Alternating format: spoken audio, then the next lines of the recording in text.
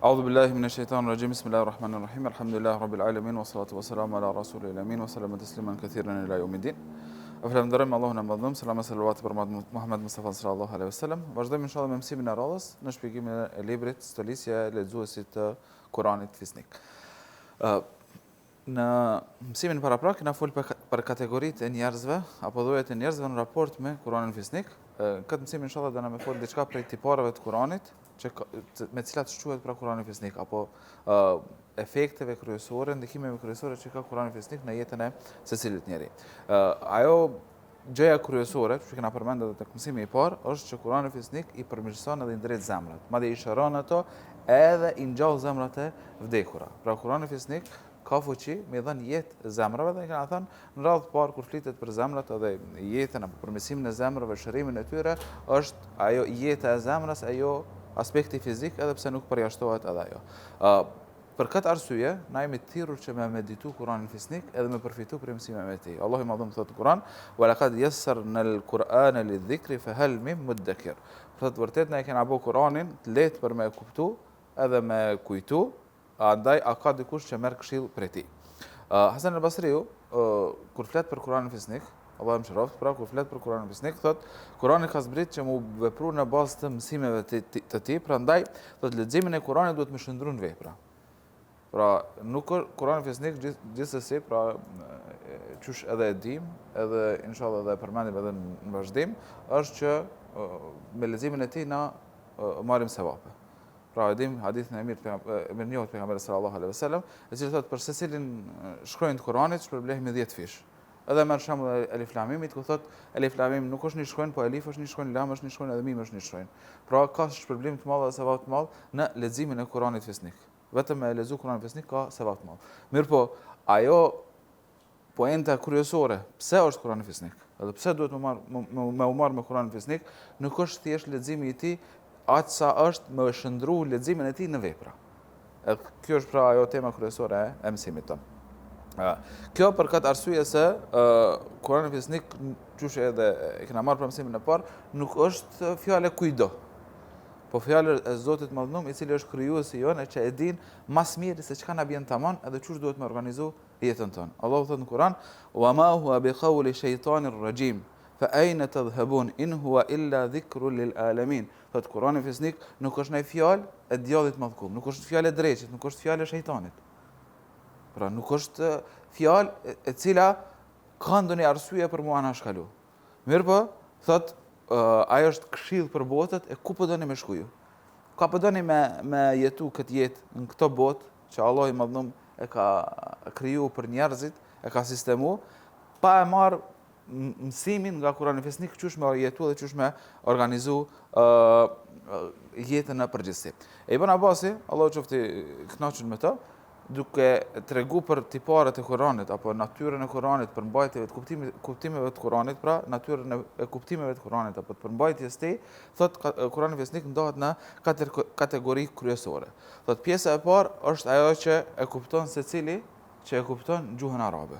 Pra nuk ka ndonjë ndërlikim apo ndonjë kuptim, ndonjë keq kuptim, nuk ka hapësirë për keq kuptim.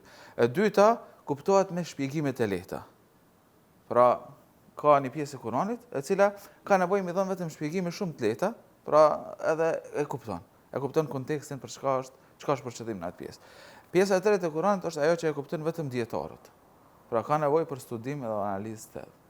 Edhe pjesa e fundit, për cilën domethënë është një pjesë që është shumë pjesë e vogël e Kuranit edhe e përbën një përqindje shumë të vogël, e di vetëm Allahu i Madhënëm. Pra, pas Ibn Abbasit, Allahu qoftë i kënaqur me të, Kurani ka këto 4 kategori kryesore të përmbajtjeve brenda tij. Për këtë arsye, besimtari i cili sapo fillon, edhe është fillestar, për pjesën e parë të Kuranit, pra pjesën e parë nuk po themi prej El Fatihas edhe El Bekara se kështu me ndam, mirëpo një pjesë të Kuranit, që është pjesa shumë e madhe e tij, e kupton thjesht duke e lexuar. Edhe ka nevojë me përsijat, me meditu. Pra, kur flitet për cilësitë e Allahut, pra e din që Allah është i mëshirshëm, që Allah është i gjithdijshëm, që Allah është ndëshkues, që Allah është gjykues, që Allah sheh dhe dëgjon gjithçka, tu s'ka nevojë për një komentim matutje, për me njoh madhështinë e Allahut Madhënëm. ose përsaktësim, që kena marrë në mësimin e parë, që Kurani është fjala më e saktë. A ka dikush që flet më saktë se Allahu? A ka dikush që tregon më saktë se Allahu? Nuk ka nevojë për ndonjë qartësi më të madhe këtu, me ndonjë shpjegim, nuk lind nevoja që me e dhënë ndonjë shpjegim për me kuptu, se është përmbajtje e qartë edhe kapshme. Secili që din me komuniku, pra është i aftë me arsyetu, me logjiku, e ka të qartë këtë pjesë. Pjesë tjera të Kuranit ka nevojë ndonjëherë për ndonjë shpjegim më të lehtë. Për shembull, disa dispozita të cilat përmenden në Kuranin fisnik, le të themi për shembull dispozita që ka të bëjnë me agjerimin për shembull. Hatta yatabayyan khaytul abyad min khaytil aswad, derisa dallohet peni i bardhë me penin e zi. Pra, ka nevojë për sqarim të lehtë. Pa është për qëllim agimi derisa të vjen që atëherë ja nis periudha e agjerimit. Një pjesë e Kuranit fisnik ka nevojë për shpjegim pak më të thellë, edhe analizë më të thellë, e që kjo domethënë neve na jep me kuptu që na duhet me mësu analizën e Kuranit gradualisht. Ja nisi për kësaj që është më e thjeshtë, edhe pastaj inshallah me kalimin e kohës, me aftësimin tonë në dituri tjera në të cilat na ndihmojnë me kuptu Kuranin, me shpjegu Kuranin, me analizu Kuranin, na inshallah avancojemi. Ky Kuran, pra, prej kryefjale ti, me thënë, apo kryetem e Kuranit fisnik është udhëzimi, qysh edhe kena përmend disa herë deri tash. Prandaj Allah thot Kur'an, in hadha al-Qur'ana yahdi lillati hiya aqwam wa yubashshiru al-mu'minina alladhina ya'maluna as-salihati anna lahum ajran hasana. Thot në të vërtetë, ky Kur'an udhëzon drejt asaj që është më e mira edhe u jep lajmin e gëzuar besimtarëve që bëjnë vepra të mira se ata do të kenë shpërblim të madh. Pra, nëse nalemi edhe analizojmë çka ajet e shohim se kryetem e Kuranit fisnik është udhëzimi. Udhëzimi qysh me e njoh Allahun, qysh me shku drejt Allahut. Udhëzimi qysh me përfitu vetë prej Kuranit. Udhëzimi qysh me organizu jetën. Udhëzimi qysh me gjetë lumturinë. Udhëzimi qysh me gjetë rahatin. Udhëzimi qysh me përfitu prej mëshirës së Allahut. Pra, kur e fjala apo kur e tema Kuranit fisnik është udhëzim, nuk është devijim. Kena me pa dhe pjesë tjera, tipare tjera që i përmendim inshallah në këtë mësim, është nëse e marrim kur e tema apo kur e fjala apo e mbrusi përbashkët i krejt këtyre tipareve të Kuranit është që të udhëzon, nuk devijon. Gjithmonë do të thënë që të ndrit, që të në rrugë Kurani fisnik. Prandaj sa herë që mungon Kurani fisnik, është e vështirë e shumë herë edhe e pamundshme me gjetë saktën. Nëse ti je shkëput prej temave të cilat i trajton Kurani fisnik, nuk po themi prej temave të cilat nuk janë pjesë e trajtimit të Kuranit fisnik. Nuk po themi që Kurani fisnik është i domosdoshëm për me kuptu matematikën. Edhe pse edhe aty ndoshta mundet të ndihmoj. Mirë po, në çështjet veçantë që janë tema sociale, domethënë, sa herë që largohemi për Kuranin fisnik, atëherë largohemi për udhëzimit. Mungesë të udhëzimit, domethënë nuk na mbet tjetër vetëm se devijimi. Njëkohësisht pra, të jap edhe motivin e duhur për me gjetë ç't udhëzim. Cili është ky motiv i duhur? Pra thotë, a bën vepra të mira, a don me udhëzu, atëherë çka ka për ty është problemi i madh. Problemi i madh pastaj prap sqarohet në Kuranin fisnik. Për shkak që kur e them me Kuranin fisnik pra është udhëzimi, Kurani fisnik për tipareve dhe cilësive ti është që është gjithë përfshirës edhe shumë dimensional. Pra, thuj se për secilin ekspert të secilës fush ka çka me marrë në Kuranin fisnik. Pa tjetër, pra, Kurani fisnik mos paresh me na mësu fen, me na mësu udhëzimin, me na njoftu me Allahun e kështu me radhë. Mirë po, edhe ekspertët e fushëve ndryshme që kanë bëjnë me çështje tjera, kanë çka marrin Kur'an, kanë çka përfitojnë prej Kuranit fisnik. Prandaj Allahu kur i njofton robërit e tij edhe i prezanton me librin e tij, thot ma farratna fil kitabi min shay. Asgjë s'kena haru librin ton. Pra kur gjë s'kena lënë që është dashur me kon në librin ton. Pra është për qëllim Kurani fisnik. Kur gjë s'ka met që na është dashur neve prej kohës kur ka zbrit Kurani fisnik. Deri në kohën kur ngritet për kësaj bote Kurani fisnik, nuk ka diçka që mundet me ju dash njerëzve e që nuk është në Kuranin fisnik. Pra, është libër që i përfshin gjitha formulat e nevojshme për mi zgjidh gjitha ekuacionet e jetës. Nuk jena të folë për formula matematikore, jena të folë për formulat e jetës që duhen ty për mi zgjidh problemet të ndryshme cilat ballafaqohen njerëzit. Qoftë nga aspekti moral, qoftë nga aspekti i edukatës, qoftë nga aspekti i rahatisë edhe kështu me radhë. Në pjesë tjetër Kurani thot Allahu madhum wa nazzalna alayka al-kitaba tibyanan li kulli shay wa hudan wa rahma wa bushra lil muslimin. Thot ne kemi zbrit, ta kemi zbritur librin pra Muhamedi sallallahu alaihi wasallam si shpjegim për çdo çështje. Pra, çdo çështje që i duhet besimtarit. Nëse marrim kategorinë e tretë njerëzve që kena përmend në mësimin e fundit. Vjen edhe thot, tu po thot që Kurani është shpjegim për çdo çështje. A gjejmë në Kur'an ku shkruan për semaforin. Pra, domethënë kjo është keq interpretim i Kuranit, dhe nxjerrje pe kontekstit e tekstit të Kuranit. Kurani tregon që ti duhesh me i respektu rregullat edhe të jep ato rregullat përgjithshme. Pastaj dietarët përmes analizës saktë Kuranit, duke u mbështetur në mjetet e duhura dhe mjetet e sakta, i gjejnë përgjigjet edhe për semaforin nëse duhet me e gjetë përgjigje. Gjithashtu thot, pra është shpjegim për çdo çështje, atëherë le të më tregon për gjërat cilat Allahu i ka mbajtë të fshehura prej neve.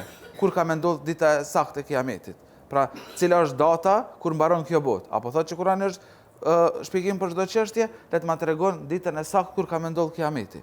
Po, për çdo çështje që ty duhet që ka me ndodhur Kiameti. Edhe ty duhet që mu përgatit për këtë ditë. Edhe ty e din që Kiameti është shumë afër. Ditën e saktë Allahu ka kallëzuar që e ka marrë të fshehur. Prandaj është nëse njeriu ka prirje apo niset prej një pozicioni që dënë me keq interpretu Kuranin, atëherë nuk mundet me përfitu prej tij. E bllokon vetet përfitimin edhe hajrin e madh që ka Kurani. Mirë, nëse niset me idenë që me gjetë zgjidhje, atëherë Kurani i ofron zgjidhje për secilën çështje, prandaj thot Allahu, ai është shpjegim për çdo çështje si udhërfyes, si mëshirë edhe si lajm i mirë për muslimanët. Haxhin lamtumis pejgamberit sallallahu alaihi wasallam, kur i ka dalë njerëzve dhe i ka këshillu, i ka thënë që unë ju kumlon juve atë që nëse kapeni për të, nuk keni me deviju pas tij, ai është libri i Allahut. Pra ju kumlon juve diçka që nëse ju e ndjekni, kapeni për mësimet e tij, atëherë s'keni mundësi me deviju, ai është libri i Allahut. Apo kur e kanë pyet nënën e besimtarëve për pejgamberin sallallahu alaihi wasallam, pra Aisha radhiyallahu ta'ala anha, i kanë thënë, çush u kon pejgamberi alayhis salam, çush u sjell, çfarë njeri u kon, cili u kon karakteri Muhamedit sallallahu alaihi wasallam. I ka thënë Saadi e ka pyet për Aisha radhiyallahu ta'ala anha, i ka thënë ai ke lexuar Kuranin? Thotë po. Pejgamberi sallallahu alaihi wasallam u kon Kurani i gjallë, i cili ka ecën mbi tokë. Pra i kthehemi fjalës të Hasan al-Basriut, Allahu më shëroft, që leximin e Kuranit duhet më shëndru në veprim. Pra, kuptimin e Kuranit duhet më shëndru në veprim. E kjo nuk arrihet ndryshe vetëm se duke e meditu kuptimet e Kuranit fisnik. Përmend një rast tjetër pas vdekjes pejgamberit sallallahu alaihi wasallam, edhe kjo tregon lidhjen që e kanë pas të fortë shokët e pejgamberit sallallahu alaihi wasallam, si nxënësat Muhamedit sallallahu alaihi wasallam me Kuranin fisnik. Pra, pejgamberi sallallahu alaihi wasallam u kon Kurani i gjallë në tokë. Pra, morali i tij, karakteri i tij u kon çashtu çush e ka diktu Kurani fisnik. Edhe shokët e pejgamberit sallallahu alaihi wasallam e kanë pas lidhjen kaq të fortë me Kuranin fisnik. Prandaj tregohet nga Enesi, Allahu qoftë i kënaqur me të, hadith që shënon apo regjistron Muslimi, se pas vdekjes pejgamberit sallallahu alaihi wasallam, Abu Bekri bashkë me Omerin shkojnë me vizitu Eimenin, çuçi ka qenë duke vizitu pejgamberit sallallahu alaihi wasallam. Kur këta shkojnë tek Eimeni, ajo nis me kajt. Atëherë këta i thënë që pejgamberi sallallahu alaihi wasallam është më mirë tash se sa ku u kon. Pra është më mirë tek Zoti i tij, është duke u shpërblit, duke u begatit, se sa derisa u kon këtë botë, e cili është ballafaquar me provat sikurse secili njeri tjetër. Atëherë Eimeni ka thënë, unë s'jam tu kajt për çet punë. Pra nuk po më shqetëson që pejgamberi alayhis salam apo nuk kam mungesë të besimit që pejgamberi sallallahu alaihi wasallam është duke u begatu pas vdekjes së tij. Mirpo ajo që po më shtin me kajt është ndërprer shpallja. Bashkë me pejgamberin sallallahu alaihi wasallam që ka më Kur'an, nuk ka më shumë. Atëherë edhe Abu Bekri edhe Omeri pra preken nga ky kuptim edhe çajnë bashkë me to. Humbja më e madhe, cilën mundet me pas njeriu është ai kur është në gjendje me shkëmby Kur'anin me çka do tjetër. Edhe kjo është një sprovë e cila i ka kapluar muslimanët e kohës tonë, ndoshta edhe kohëve më parshme, mirë për veçanti të kohës tonë. Allah i madhëm thotë në Kur'an, për marim për bazë këtë ajet, inshallah pastaj e shpjegojmë, thotë wa idha ja'ahum amru min al-amni aw al-khawfi adha'u bih walau radduhu ila ar-rasuli wa ila ulil amri minhum la'alimahu alladhina yastanbitunahu minhum walau la fadlullahi alaykum wa rahmatuhu lattaba'tum ash-shaytana illa qalila. Thotë kur atyre, në këtë rast atyre janë munafikët dhe muslimanët e dopt, u vjen ndonjë lajm i rëndësishëm që ka të bëjë me sigurinë ose frikën, ata e përhapin pa e vërtetuar mirë. por në qoftë se këtë lajm do t'ia përcjellnin për shqyrtim të dërguarit edhe Paris, hulumtuesi do ta merrnin vesh prej tyre se çfarë lajmi duhet përhapur e çfarë jo. Sikur të mos ishte mirësia e Allahut dhe mëshira e tij, ju të gjithë do të ndiqni djallin përveç një numri të vogël. Çka thotë që ky ajet? Edhe çka është mesazhi i këtij ajeti? Cila është ai mesazhi kryesor që neve po na intereson në këtë rast? Është që çfarë do angazhimi i njerëzve për me gjetë zgjidhje, cilat i ofron Kurani, duke anashkollu Kur'anin fisnik janë të pamjaftueshme për shoqërinë. Pra, çfarë do simpoziumi, çfarë do seminari, çfarë do mbledhit njerëzve, shkencëtarëve ndryshëm, cilat mirën veçanti me shkenca sociale për organizimin e shoqërisë, qoftë shoqërisë në tërësi, si shoqëri, apo qoftë rolit të individit brenda një shoqërie të caktuar, komunitetit të caktuar. Nëse shmangen për Kur'anin fisnik, çfarë do zgjidhje që vjen, është e pamjaftueshme edhe është jo kompatibile, jo e përshtatshme për njerëzit edhe shoqëritë e ndryshme. Sepse Kur'ani fisnik e ja ka vendosur pikën kësaj teme. Prandaj nëse shoqëritë ballafaqohen me sfida të reja, ata duhen me kërku zgjidhje të mbështetura në Kur'anin fisnik. Duhen me punu me gjetë zgjidhje të mbështetur mbi parimet të cilat i përcaktojnë Kur'anin fisnik. Për këtë arsye prap, Allahu i Madhënum thotë se nëse këtë lajm, pra këtë problem që e kanë muslimanët, ja përcjellin për shqyrtim të dërguarit, në këtë rast ja përcjellin për shqyrtim ajeteve të Kuranit, pra i ballafaqojnë me mësimet e ajetit të Kuranit, direktivat që gjejmë në ajetet e Kuranit, atëherë hulumtuesit, pra dietarët, cilët mirën me këto çështje, e kishin gjetë cila është më e mira edhe më e saktë, më e drejtë, më e përshtatshme për shoqëritë e tyre. Megjithatë, sikurse mos më kanë mirësia e Allahut, pas këtij veprimi që e bën njerëzit, do të kishin merituar që krejt me ilon që me ndjek djallin, sepse kjo është vesvesa e shejtanit, vesvesa e djallit.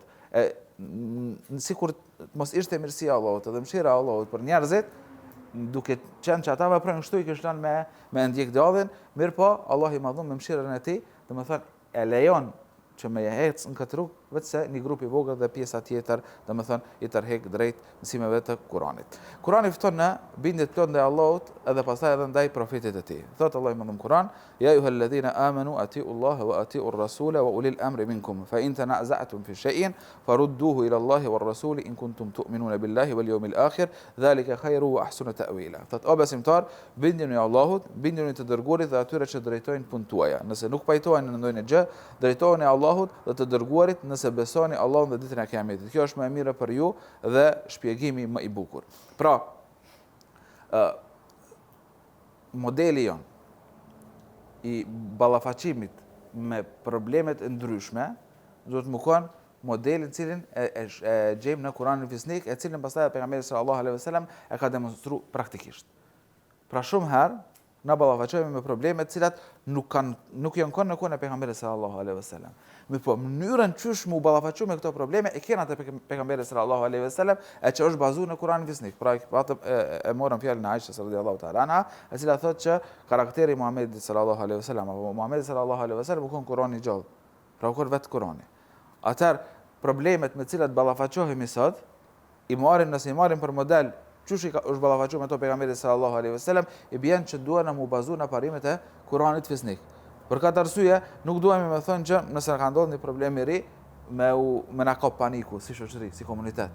Çush dana me ja bë tash, nuk ka pas kënë kohën e pejgamberit sallallahu alaihi wasallam. E vërtet, mundet më kon forma petku tjetër, mirë po në përmbajtjen thellë, pak a shumë është e njëjtë. Ajo që kërkohet për neve, kërkohet analizë e ajeteve të Kuranit fisnik, duke i ballafaqu me ngjarjet aktuale me cilat ne përballemi. E kjo arrihet vetëm në sajë të meditimit të thellë të Kuranit fisnik. Pra, Kurani fisnik për natyrën e tij nuk është libër që shkakton probleme, mirë po është libër që ofron zgjidhje. Kurani fisnik nuk është libër që shkakton probleme, që shkakton mundime, që ta komplikon jetën. Përkundrazi, është libër i cili të ofron zgjidhje. Thot Allahu më në Kur'an: "Taha ma anzalna alayka al-Qur'ana litashqa illa tadhkiratan liman yakhsha." Thot Taha, pra këto ajetet huruf muqatta, ne nuk ta kemi shpallur Kur'anin ty o Muhammed për të mundu, por që të jetë kujtesë për atë që ka frikë nga Allahu i Madhëm. Pra, nuk është qëllimi i Kur'anit fisnik me ta kompliku jetën, me të mundu më shumë, me të shkaktu probleme në jetë. Domethënë, me të qitë pengesa në jetesën tonë. Përkundrazi, Kurani është ai i cili t'i ofron zgjidhje edhe nuk ta komplikon këtë jetesën në përgjithësi. Për këtë arsye themi që Kurani hedh dritë mbi rrugën e lumturisë. Thot Allah në Kur'an: "Ya qaumana ajibu da'i Allahi wa aminu bihi yaghfir lakum min dhunubikum wa yujirkum min adhabin alim." O popullin, përgjigjuni thirrësit të Allahut dhe besojeni atij, ai do t'ju fal gjunahet tuaja dhe do t'ju shpëtoj prej dënimit të dëmshëm. Ai duke qenë për emër që i referohet Allahut madhëm. Pra, nëse i përgjigjemi thirrësit të Allahut, që në këtë rast tukon pejgamberi sallallahu alaihi wasallam, e pastaj secili që e pason pejgamberin sallallahu alaihi wasallam në thirrjen e njerëzve drejt Allahut madhëm, atëherë cili është rezultati? Rezultati është falja e gjunaheve dhe shpëtimi prej dënimit të dëmshëm. E çka është lumturia në thelb? Lumturia në thelb është me jetu i lirë me ndërgjegje të pastër, pra mos me qenë i ngarkuar në ndërgjegje. Kur je i ngarkuar me ndërgjegje, atëherë kur ndihesh në faj. Ndërgjegja jote është e ngarkuar atëherë kur ndihesh në faj. E nëse Allahu t'i fal gjunohat, ka liru prej kësaj bare. E të njëjtën kohë, pas kësaj janë edhe lirimi prej dënimit të dëmshëm, i cili i ka planë të tjerët në ditën e gjykimit. Prej tipareve tjera të Kuranit është që Kurani është i përshtatshëm për gjitha klasat shoqërore. Pra nuk është Kurani i cili, le të themi, është libër i cili është i përshtatshëm vetëm për një klasë shoqërore që është e ngritur në shembull në nivelin akademik. Shumë herë gjejmë libra, themi që ky libër është vetëm për ata njerëz që janë shumë ngritur në aspektin akademik, sepse terminologjia e tij është tepër e komplikuar dhe nuk mundet me e kuptu secili. Pra, më marr me to është shumë libër filozofik, është shumë libër i ngarkuar me ide të komplikuara, gjë që e bën të pamundshme me e lexu gjithkush. Natyra e Kuranit nuk është e tillë. Natyra e Kuranit është diçka që i përshtatet muslimanit që ka hyrë në Islam ditën e parë, edhe muslimanit i cili tani jetën është marrë me studimin e Kuranit. Secili prej këtyre edhe klaseve tjera që janë mes kanë hisën Kur'an. Pra është Kurani për të. Nuk mund mi thonë askujt, qyrës ti sa e hyn Islam, sa e keni me mësu tashti, le Kurani se njerë nuk është për ty, është diçka e rëndë. Kjo është gabim. Pra Kurani është edhe për çato që është në ditën e parë në Islam. Ose dikujt i cili pra e ka kryer le të themi bachelorin, masterin, doktoraturën e parë, e dytë, e tretë, e katërt, më thonë mirë, tash do të thonë ti je avancu shumë, edhe nuk është më Kurani për ty, ti kalo me një libër tjetër. Pra edhe për të parin, i cili sapo ka fillu, ka çka me marrë në Kur'an, por edhe për këtë fundi, i cili është avancu shumë në studimet ndryshme shkencore, prap ka çka me marrë për Kur'anin fisnik. A kena argument për to? Patjetër. Thot Allahu në Kur'an: "Fastamsik billadhi uhiya ilayk, innaka ala siratin mustaqim, wa innahu ladhikrun laka wa liqaumika wa sawfa tus'alun." Thot, andaj përbajnë fort asaj që të shpallur ti, sepse ti në të vërtet janë rrugën e drejtë. E kjo është pjesa që po dojmë argumentu. Padyshim që Kurani është përkujtues për ty edhe për popullin tënd, e ju do të pyeteni. A ka dikush më të avancuar se sa pejgamberi sallallahu alaihi wasallam? Nuk ka. Atëherë Kurani, Allah i madhëm ka thënë që është edhe për ty. Pra edhe ty të bën hajër. Vetë pejgamberi sallallahu alaihi wasallam. Edhe kujt jetë edhe popullit tënd. Populli i pejgamberit sallallahu alaihi wasallam ka pas shkallë të klasë të ndryshme shoqërore. Nuk i ka thënë për ty edhe për Abu Bekrin e Omerin, për tjerë nuk është. Nuk i ka thënë është vetëm për ty edhe për klasën më dopt shoqërore. Nuk i ka thënë është vetëm për ty edhe vetëm për edhe muslimanët. Pra, i ka thënë për ty edhe për popullin tënd. Me çka i ka përfshi gjitha klasat. Ose Amr ibn Wathila tregon se Nafi ibn Abdul Harith e ka taku Omerin radhiyallahu ta'ala anhu, edhe në një vend i cili quhet Osfan. Osfan është një vend mes Gjidës edhe Mekkës, paraparsisht është vend bregdetar, edhe Omer radhiyallahu ta'ala anhu e ka Nafin që e ka taku aty, e ka caktuar si udhëhec të Mekkës. Edhe është befasu kur e ka parë në një vend që nuk është Mekkë. Ka thonë koni kilan Mekkë, se tash ai kon nëse përkthem me terminologjinë bashkore, kryetari i Mekkës. Por e ka caktuar nëse Omeri kon presidenti i shtetit islam, atëherë i bën që Nafi ibn Abdul Harithi u kon kryetari i Mekkës. Kur e ka takuar me një qytet tjetër, e ka thonë koni kilan Mekkë mi kthyer musliman. E thotë e kom lon Ibn Abza'in. Ky emër u kon i panjohur për Omer radhiyallahu anhu. Ka thonë kush është Ibn Abza'i? Kush e gjetën një njerëz për çashtu dhe me çit, domethënë ki pas edhe njerëz të tjerë aty. Atëherë thotë ky u kon është njëri prej atyre që u kon rob dhe u liru. Domethënë hala nuk e ka ndihmu çështjes kjo. Mas pari ka thënë emër të panjohur, pastaj ka thënë që kjo një rrobë dhe kum qitur në kryetar të Mekës. Derisa unë jam aty me më zëvendësu, pra zëvendës temin. Mirë, i ka thënë e qysh ti rob po len që to, domethënë kontingent rrugë po len që aty me udhëheq muslimanta, nuk është në rregull ky veprim, pra në formë kundërshtuese. Atëherë që tu është ajo që po dëm me thonë që Kurani është për gjitha klasat, edhe pastaj sa më shumë që merresh me Kuranin, ai ngrihet, ai është njëri prej lexuesve të librit të Allahut të Madhnuar, edhe është njohës i shkencës së trashëgimisë faraitit. Atëherë thot Omeri pra emiraton, thot unë e kam ngu pejgamberin sallallahu alaihi wasallam, i cili ka thënë Allahu me këtë libër, me Kuranin, i ngre disa njerëz edhe e ul disa të tjerë.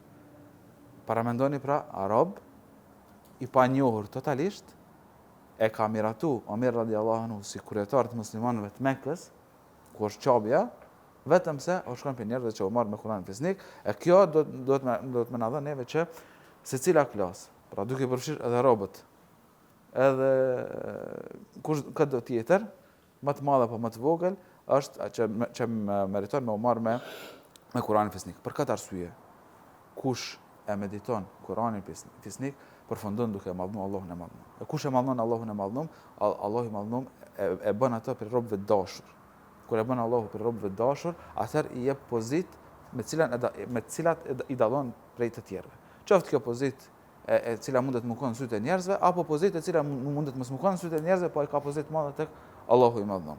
Qysh ishim marrë vesh na për madhështinë e Allahut të Madhnuar, nëse nuk i kishim lexuar ajetin për shembull, Allahu alladhi khalaqa sab'a samawatin wa min al-ardi mithlahun yatanazzalu al-amru baynahunna lita'lamu anna Allaha ala kulli shay'in qadir wa anna Allaha qad ahata bi kulli shay'in ilma. Fot Allahu është ai që ka kriju 7 qiell edhe po ashtu toka. Urdhrat e tij zbresin përmes tyre që ju ta dini se Allahu është i fuqishëm për çdo gjë dhe se ai përfshin gjithçka në diturinë e tij. Çuçi e kishim ditë na çka fakt nëse nuk e kishim lexuar çka ajet.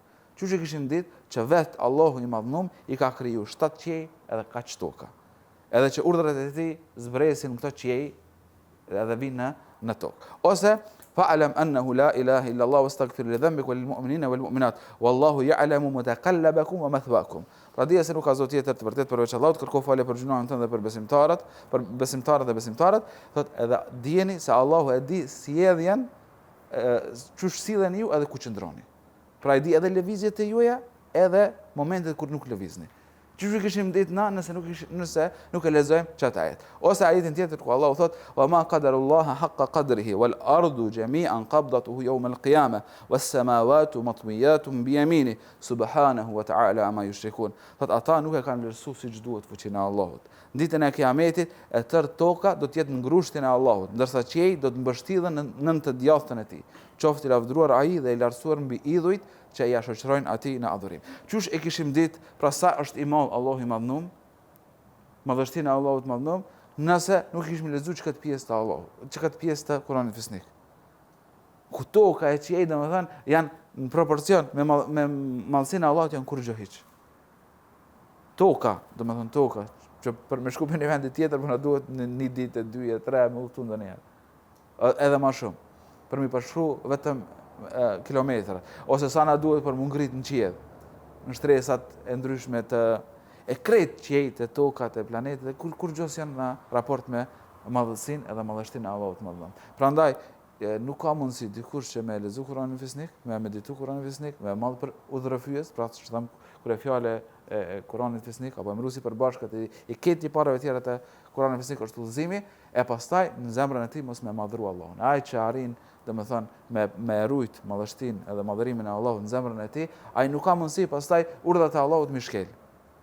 Mos më u përgjigj me bindje, apo ndalesat e Allahut mi shpërfidh. Me di që diçka është haram, edhe pastaj më thonë, s'ka dert. Që s'ka dert kur e din madhështinë e Allahut Madhnuar.